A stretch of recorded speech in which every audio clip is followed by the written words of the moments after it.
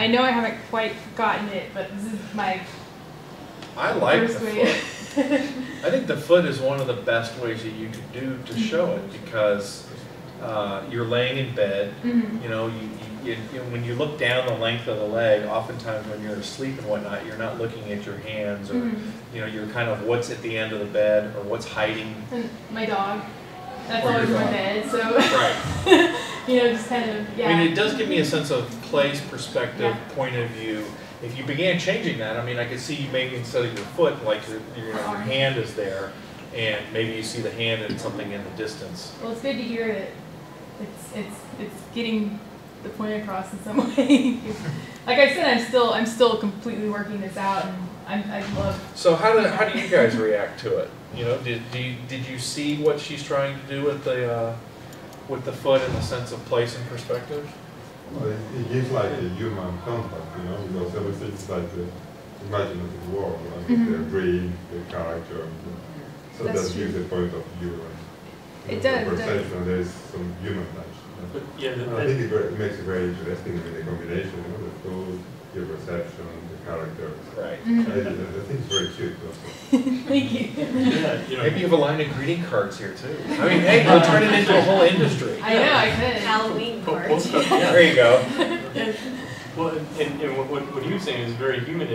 I think the thing that strikes me is that it's a photograph, so immediately it's real. It seems very real to you. It just like this is your reality. So that I see that coming across, and it's not like the overlaid images are like overwhelming. That's the primary thing you see. You primarily see your reality of the photograph, and you know your foot, or bring like human foot. And that's my next series that I'm in the middle of kind of painting right now, is where's the photograph, and it's such light watercolor that you kind of have to look for the little character thingy. So it's kind of more ghost-like. Well, I feel very dreamy when I look at that. You know, that it's not so. It's like this is like almost like waking up, like you say, in the middle of the night, and this is what you see. This is what the viewer sees when he or she is looking at it, instead of a nice, crisp, real photograph. This still places me in that dreamlike state. Yeah, I was going for the kind of grainy film feel. 'Cause I mean, that's how you see it at night. When you wake up in the middle of the night, you don't see things clearly.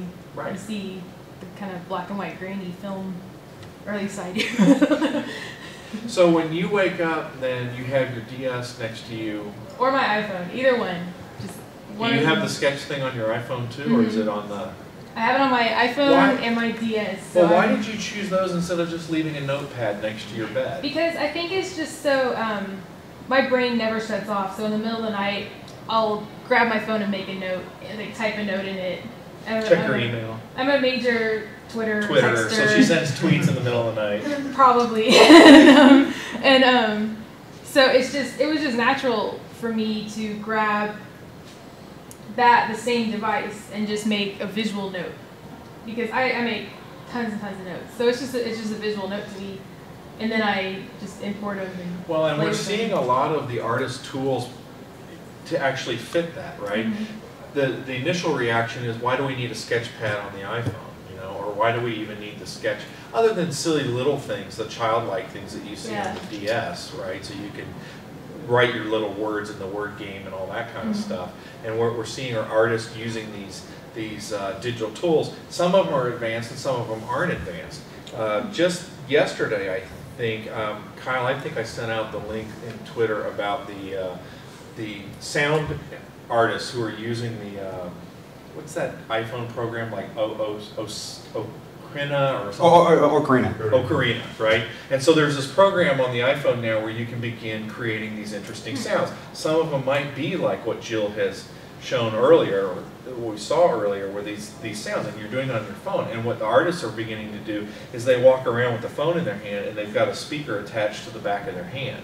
Right? And so now you go to a performance. It sounds kind of silly, I mean crazy, but it actually worked. I think you can see it on YouTube, and I want to say Stanford was the one that did it, right? But they had a whole group of people playing different instruments from their cell phones, right? Okay, yeah, yeah. And yeah. creating, and so you have an orchestra. You have a cell phone orchestra right in front of you, and it's just it's odd, but it worked. Yeah, yeah. It's kind of like that YouTube orchestra. And the They're YouTube talking about orchestra today. came out like yesterday, Yesterday or or today. yeah, one of the very first public performances Yes. of stuff that was done through the web as well. And so the fact that you're using a DS is actually kind of is interesting, you know, because the tools are getting so much better, even in their rough state, if you will. And it provides a nice alternative to just pen and paper all the time. It's like now with the DS, like they have the newest DS out, which is called the DSi. And like I said before, they're building with cameras. So now you can take a snapshot, draw your little image in. Comes with a fully operational browser, Opera browser. So if you want, you can upload that straight to the net. So it's not even like you have to, go through this whole extra process. Yeah, you don't have the DS to is now your modify it. camera, which you can upload for people to see their And you said images. you hacked the DS to get I have it a, to the. it's what is it called? Well, the brand is R4. It's a homebrew card, so you can illegally download games, which is bad. And you can but all these artists have created. Just people want like a painting program that works like watercolors, and so someone just makes one, and they're very simple and very basic. And I have animation programs, and I have all sorts of things like that, and that's what I use. They're all just made by other artists who, unlike me, have the knowledge to make a game. But there are tons and tons and tons of these things out there. Just and this is really interesting because this is like it's taking digital journaling into the art, using it specifically for your art. And I've actually been. I like my little journal here, and I carry it around with me often. I also have like a little internet tab, a little Nokia internet tablet, so it's also touchscreen like the DS, and you can sketch out and journal stuff. But I haven't had much. It's not as fun as you can scribble things down here. And stuff. True, yeah. I'm wondering what pros and cons have you noticed by using a digital journal effectively, like with the DS? well, it's definitely clunkier. Well, I don't know, but the DS, you mean it's like in the digital format, it's like you get to use they give you special effects, you get different colors, you can do so much like drawing on it. I mean, Right. it's the same format. It's like, granted, it's not like the paper format. I understand why you like doing that. Right, But like this is pretty accurate. Like when I got on my Nokia and stuff, it's not. Yeah, no, it's not completely accurate, which is kind of why I chose it for what I was doing. I just wanted a Just a quick scribble, Yeah. kind of like a almost a gesture thing sometimes. Just But where your you brain get down. waking up in the middle of the night is not going to be pinpoint No, accurate it's- anyway, so that does reflect and a little I- bit how your brain is at that time Yeah, of it's the true. night. And I did try some on paper, and it just was too empty to me. Like I wanted color, and you can quickly get colors. Like you can quickly get that this thing is green, but it has an orange beak or whatever.